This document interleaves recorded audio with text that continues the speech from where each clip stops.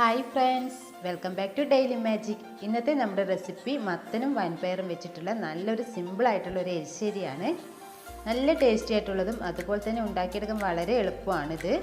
അപ്പോൾ വീഡിയോയിലോട്ട് കിടക്കുന്നതിന് മുമ്പേ നമ്മുടെ ഈ ചാനൽ സബ്സ്ക്രൈബ് ചെയ്യാതെ കാണുന്നവരുണ്ടെങ്കിൽ സബ്സ്ക്രൈബ് ചെയ്യാൻ മറക്കരുത്.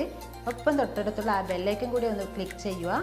എന്നാലേ ഞാനിടുന്ന പുതിയ വീഡിയോസിൻ്റെയൊക്കെ നോട്ടിഫിക്കേഷൻ പെട്ടെന്ന് തന്നെ കിട്ടത്തുള്ളൂ. അപ്പോൾ നമുക്കിനി എരിശ്ശേരി ഉണ്ടാക്കി തുടങ്ങാം. എരിശ്ശേരി ഉണ്ടാക്കാൻ ആദ്യം തന്നെ ഞാനിവിടെ 1 കപ്പ് വൻപയർ 2 മണിക്കൂറോളം വെള്ളത്തിൽ കുതിർത്ത് വെച്ചിട്ടുണ്ട്.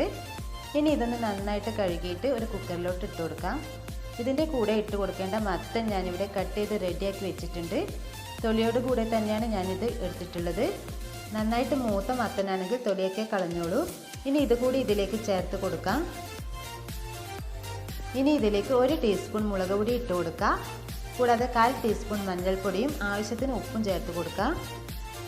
ഇനി ഇതിലേക്ക് മത്തൻ്റെയും പയറിൻ്റെയും കുറച്ച് മുകളിലായിട്ട് നിൽക്കുന്ന രീതിയിൽ കുറച്ച് വെള്ളം ഒഴിച്ചു കൊടുക്കാം. ഇനി കുതിർത്ത് വെക്കാത്ത പയറാണെങ്കിൽ ആദ്യം പയർ മാത്രം വേവിച്ചെടുത്തിട്ട് പിന്നെ മത്തനിട്ട് ഒരു വിസിൽ അടിച്ചെടുത്താൽ മതി. ഇനി ഇത് അടച്ചു വെച്ച് കൊടുത്തിട്ട് മീഡിയം ഫ്ലെയിമിലിട്ടിട്ട് 3 വിസിൽ വരുന്നത് വരെ വേവിച്ചെടുക്കാം.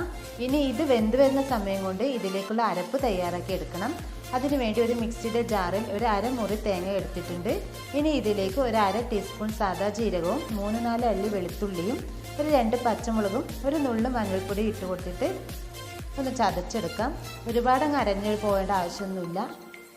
ഇതുപോലെ മതി. അപ്പോഴേക്കും മത്തനും പയറും നന്നായിട്ട് വെന്ത് കിട്ടിയിട്ടുണ്ട്. ഇനി ഇതിലേക്ക് അരച്ചെടുത്ത അരപ്പ് ഇതിലേക്ക് ഇട്ടിട്ട് ഒന്ന് തിളപ്പിച്ചെടുക്കണം.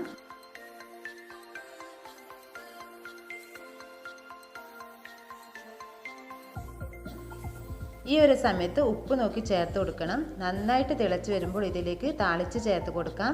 അപ്പോൾ അങ്ങനെ നമ്മുടെ മത്തനും പയറും വെച്ചിട്ടുള്ള വളരെ ടേസ്റ്റി ആയിട്ടുള്ള എരിശ്ശേരി ഇവിടെ റെഡിയായി കഴിഞ്ഞു.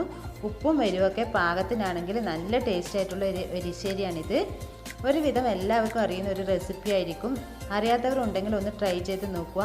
ഇന്നത്തെ വീഡിയോ എല്ലാവർക്കും ഇഷ്ടമായെന്ന് വിചാരിക്കുന്നു. ഇഷ്ടമായെങ്കിൽ ഒന്ന് ലൈക്ക് ചെയ്യുക, ഷെയർ ചെയ്യുക.